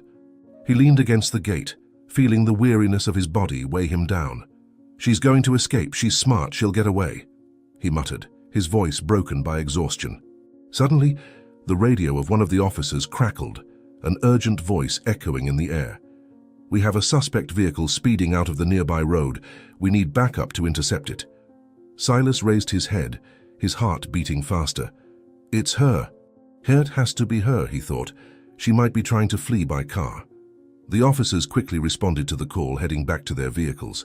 Silas stood still, unable to move fast enough to keep up with them. He knew the next few minutes would be crucial. If she manages to escape now and has my money, it will be impossible to find her, he thought, feeling the tension rising.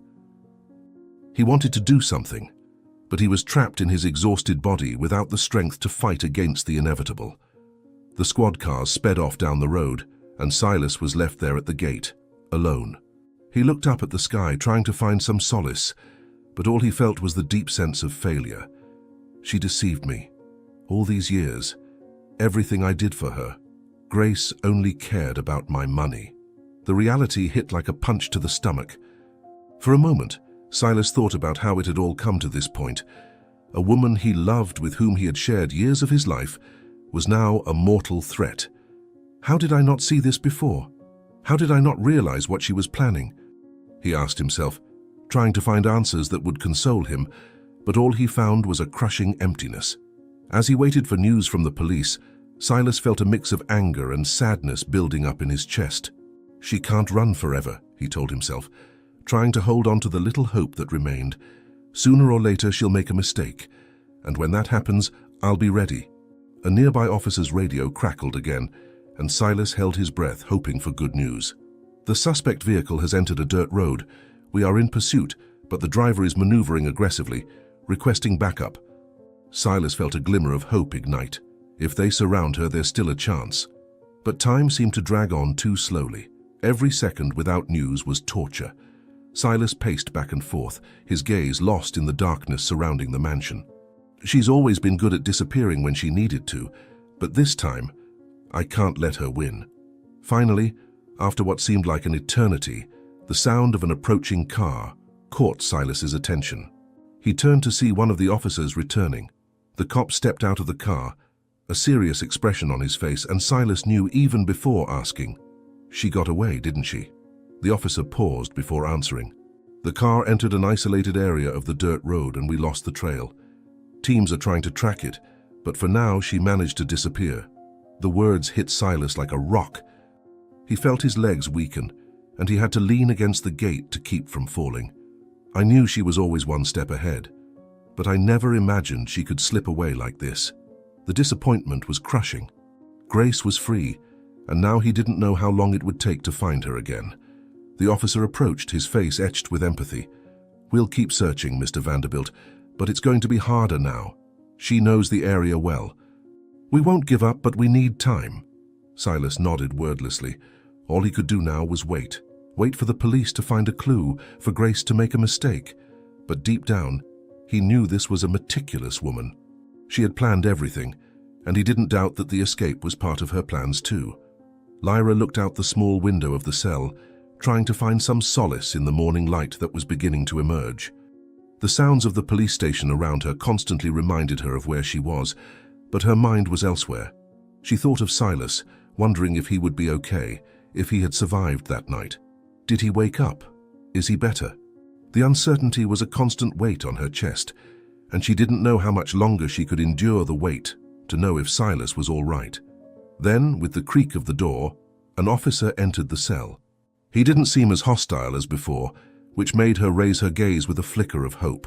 "Girl," he said bluntly, "you're free to go. Mr. Vanderbilt called the police yesterday and confirmed your story."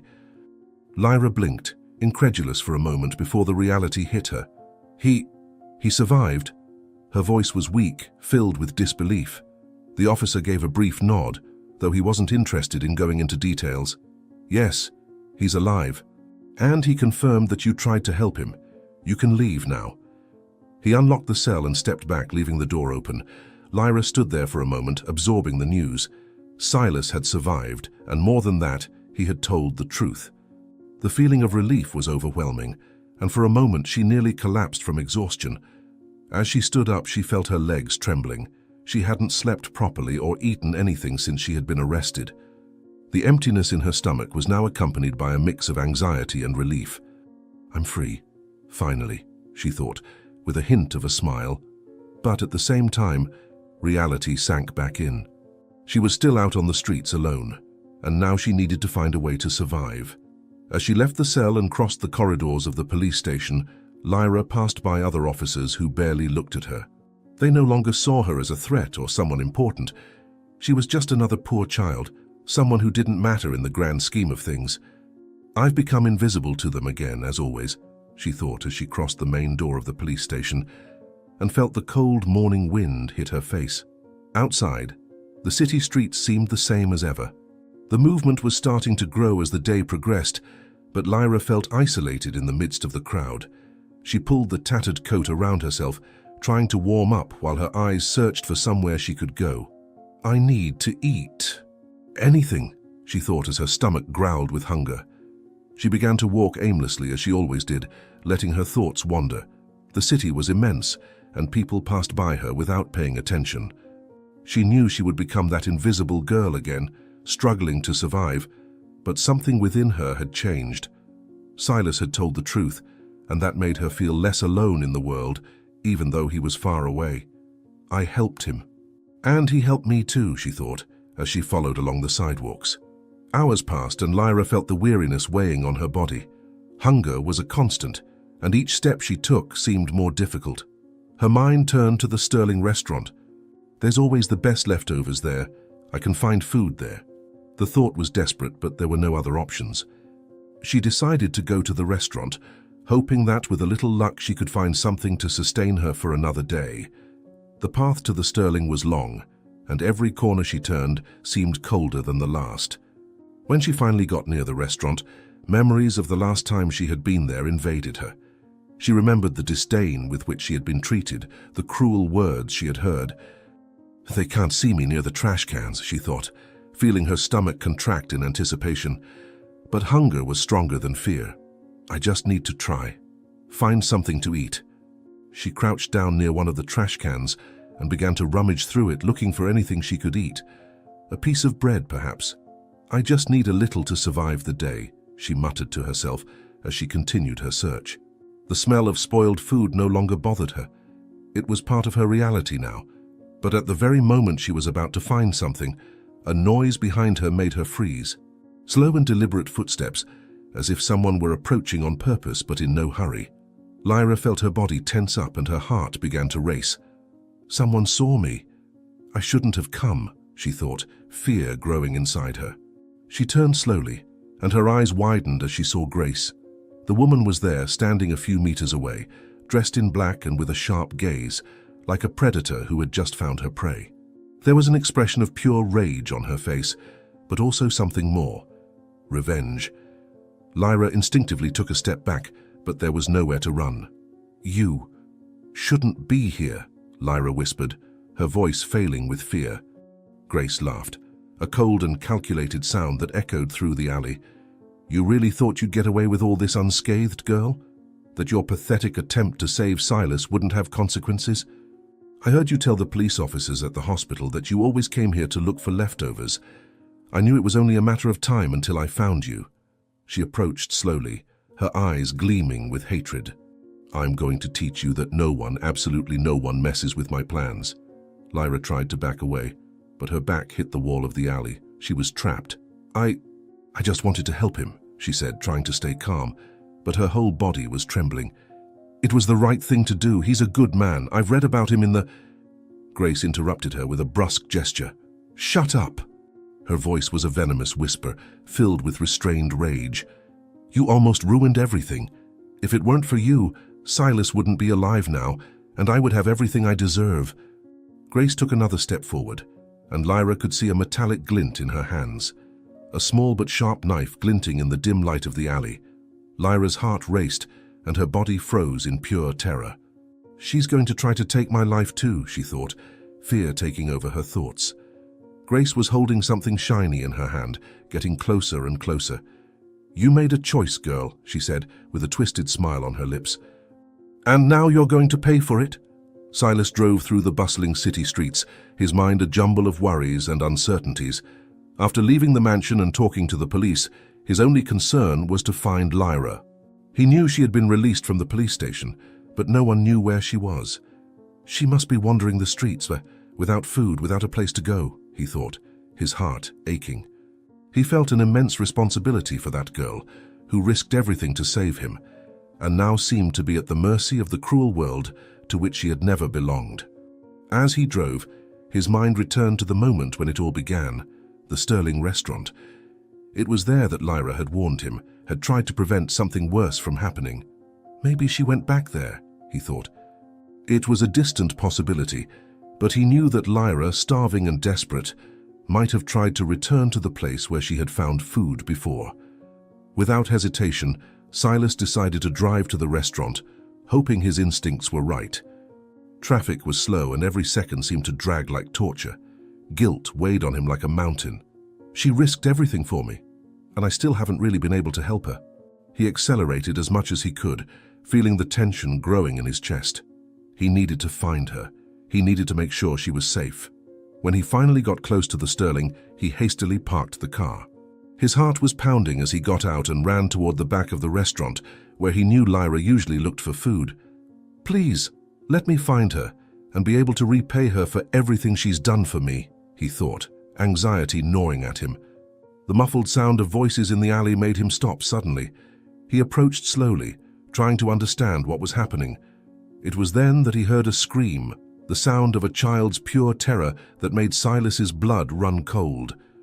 Without a second thought, he ran towards the scream, feeling fear and adrenaline take over his body.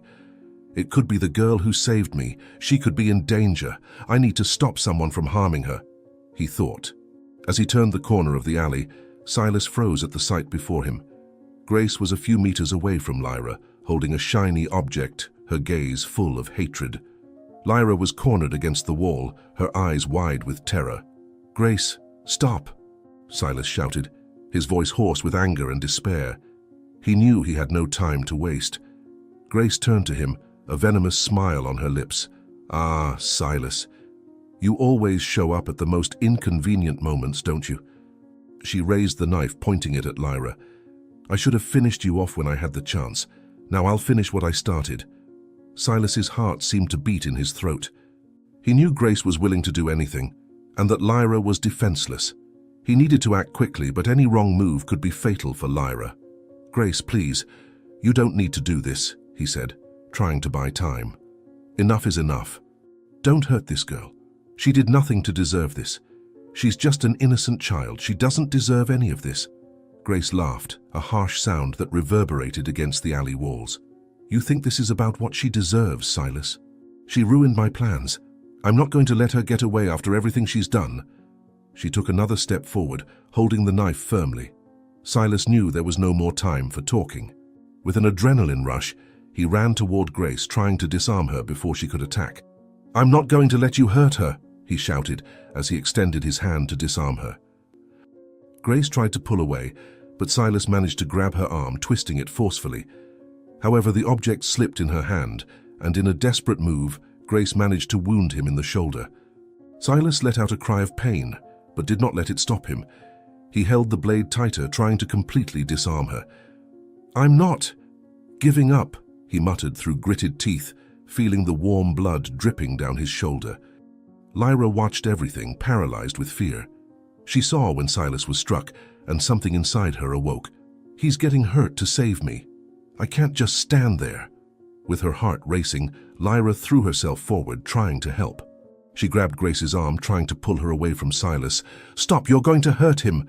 Grace screamed in rage, trying to break free, but with Silas and Lyra holding her, she began to lose control of the situation. "You two are pathetic," she screamed, her voice full of fury. "I should have finished you off right from the start." Finally, with one last pull, Silas managed to wrest the object away, throwing it forcefully to the ground. He stumbled back, holding his injured shoulder, while Grace looked at the two of them with pure hatred. "This isn't over. Not by a long shot," she hissed, her eyes sparking with rage. Silas leaned against the wall, breathing heavily. "It's over, Grace. You lost," he said, trying to ignore the throbbing pain in his shoulder. "The police are already after you. You have nowhere left to run."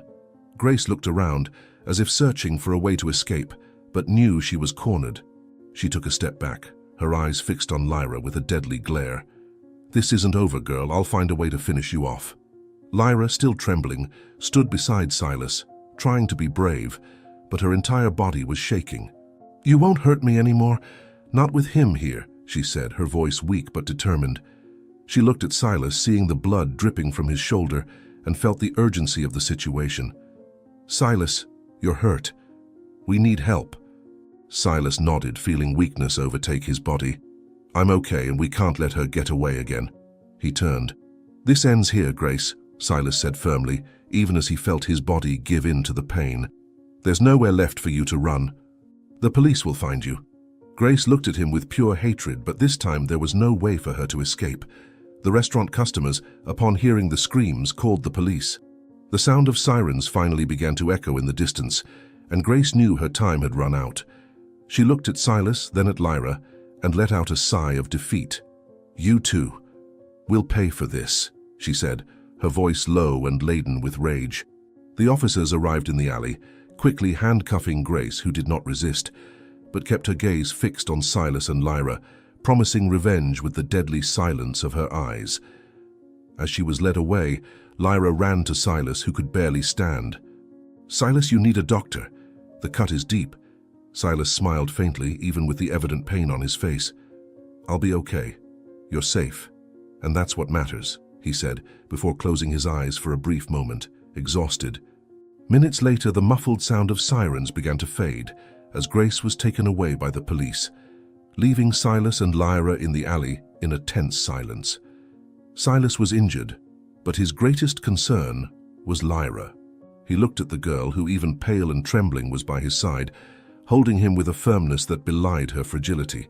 "You did it, Lyra. You saved my life more than once," Silas said with a weak smile, trying to downplay the evident pain. Lyra shook her head, still in shock from what had happened. "I just wanted to help, Silas. I couldn't let her hurt you, but now you need a doctor. You need help," she said, her voice faltering but full of urgency. "Please, Silas, you need to be strong. You've done so much for me." Silas nodded, even though he felt his strength was ebbing away. "I'll be fine, I promise." He tried to smile, but the pain made the gesture an effort. With the help of the paramedics, Silas was placed on a stretcher and taken to the ambulance. Lyra accompanied him closely, refusing to leave his side. She knew her presence was important now, just as his had been for her. At the hospital, Silas was quickly taken to the emergency room. The medical team acted quickly, suturing the wound and stabilizing his condition. Lyra, sitting in the waiting room, stared at the floor, still processing everything that had happened. This time she was not expelled from the hospital. The girl suspected that Silas had left orders for them to let her stay there. "Will he be okay?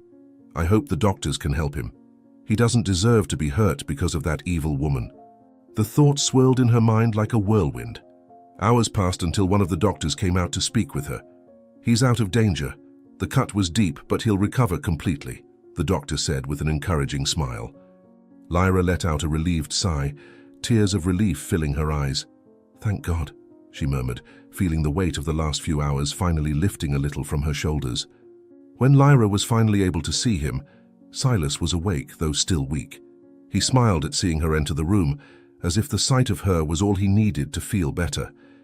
"You stayed," he said, his voice soft but laden with gratitude. "I knew you'd be here." Lyra approached the bed, feeling strangely shy but deeply relieved. "Of course I stayed. I couldn't leave without knowing you were okay," she replied, trying to smile, though still shaken. "You risked so much for me. I don't know how to thank you." Silas laughed, despite the pain the movement caused him. "Thank me? Lyra, I'm the one who should be thanking you. You saved me, more than once. If it weren't for you, I wouldn't be alive now." He paused, observing her with a deep and sincere look. "You're far braver than you realize." Lyra fell silent for a moment, looking at her own hands, still dirty and trembling. "I just did what I thought needed to be done. I couldn't let her hurt you." Her voice was low, but Silas could see how difficult all of this had been for her. "But I also had nowhere else to go, no one else to look for. You were the only person who truly saw me, who helped me." Silas extended his good hand, and Lyra, hesitant at first, held it. "You're not alone anymore, Lyra, never again." He looked her in the eyes, sincerity and emotion overflowing from every word. "I know what it's like to live surrounded by lies, by people who only want to use you. But you're not like that. You showed me what it is to be brave. You showed me what it is to be strong, even when everything is against you." Lyra felt her eyes burn with the tears she tried to hold back. "I just did what I had to, Silas. I just wanted to survive. I just wanted someone to see me." Silas nodded. "And I saw you, and you saved me. I was surrounded by lies, by a life built on falsehoods, but you were the truth in the midst of it all.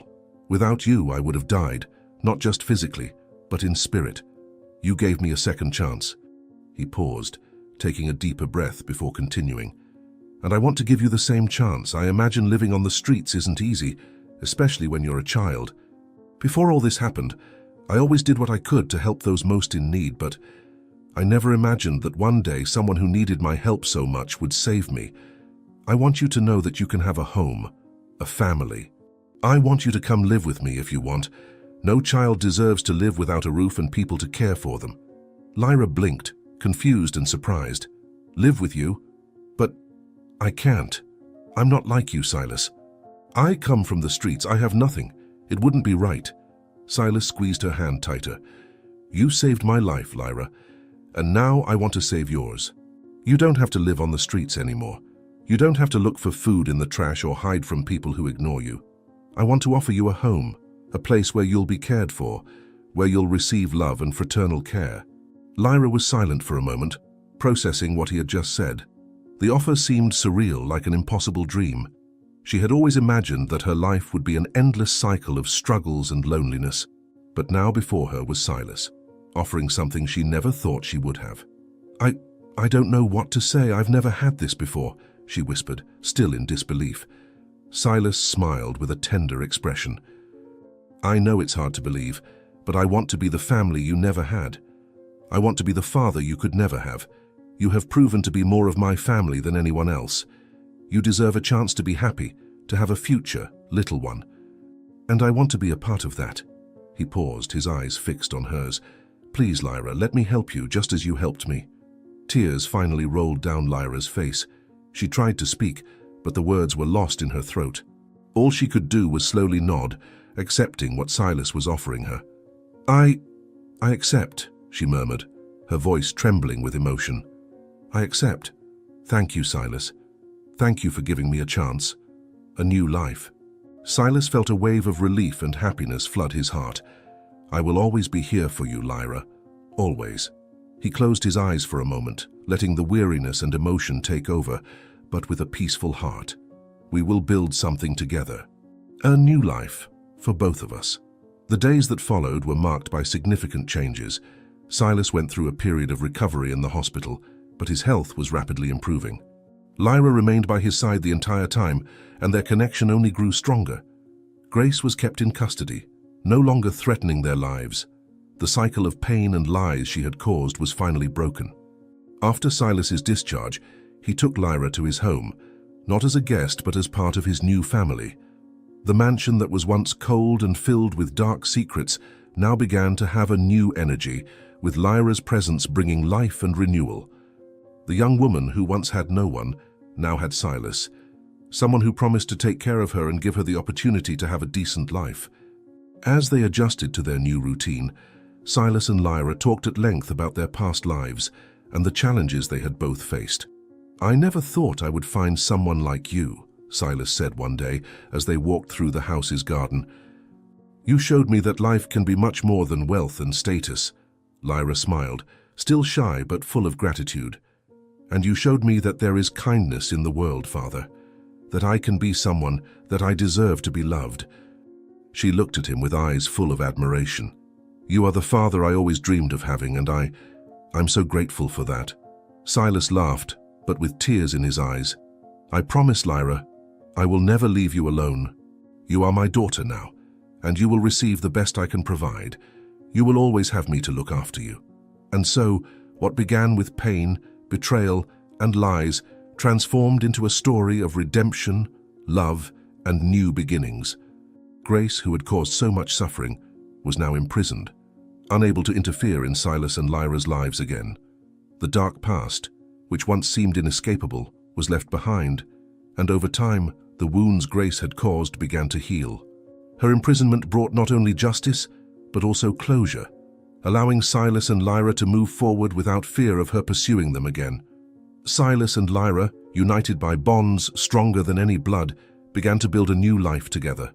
The void they both felt before meeting each other, marked by loneliness and despair, was filled with love, trust, and a sense of belonging they had found in each other. Lyra, who once wandered the streets aimlessly and without hope, now had a home, a family, and a future. Silas, in turn, found a new reason to live, discovering that the true value of life lay in human connections and the unconditional love he now offered to the young woman who had saved his life. The future, which once seemed bleak and uncertain, now shone with promises of happiness and accomplishments. Together, they would face any challenges that arose, knowing that as long as they were united, they could overcome any obstacle. The love that arose between Silas and Lyra, like a spark amidst the darkness, transformed into a constant flame that would light their path, leading them to a destiny of peace and hope. They both knew that finally, they were on their way to a happy and fulfilling life. If you enjoyed this story, we invite you to like this video and subscribe to our channel. Your support motivates us to keep bringing exciting stories almost every day. Don't miss the next surprising narrative that is about to appear on your screen. We are immensely grateful to have you here with us. Now you can click on the links appearing on the screen right now. We have a special selection just for you, filled with valuable stories and guaranteed entertainment. See you there.